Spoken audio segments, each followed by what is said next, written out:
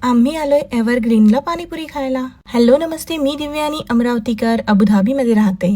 तर आज आम्ही आलोय एव्हरग्रीनला पाणीपुरी खायला आणि वाव, इथली पाणीपुरी खूपच छान आहे. आणि आज आम्ही बनवला वडापाव. तर बऱ्याच दिवसांपासून मला वडापावची खूप आठवण आली होती आणि मला एक कमेंट पण आली होती की तू मराठी काहीतरी डिश बनव म्हणून. आणि मी वाट बघत होती कोणीतरी गेस्ट येईल तर मी बनवेल, कारण एकटे आणि दोघांसाठी काय इतकं बनवणार, म्हणून मग गेस्ट येणार होते म्हणून आज आम्ही बनवला वडापाव.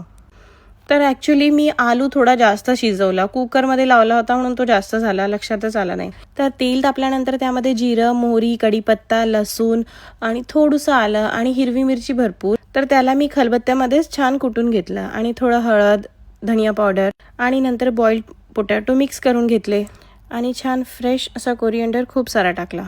आणि नंतर बेसन भिजवलं. बेसन भिजवताना त्यामध्ये थोडंसं हळद, धनिया पावडर आणि जिरं पावडर आणि अगदी चिमूटभर असा खायचा सोडा. मग वडे छान तळून घेतले आणि त्याबरोबर आम्ही इमली चटणी, खजूर चटणी आणि ग्रीन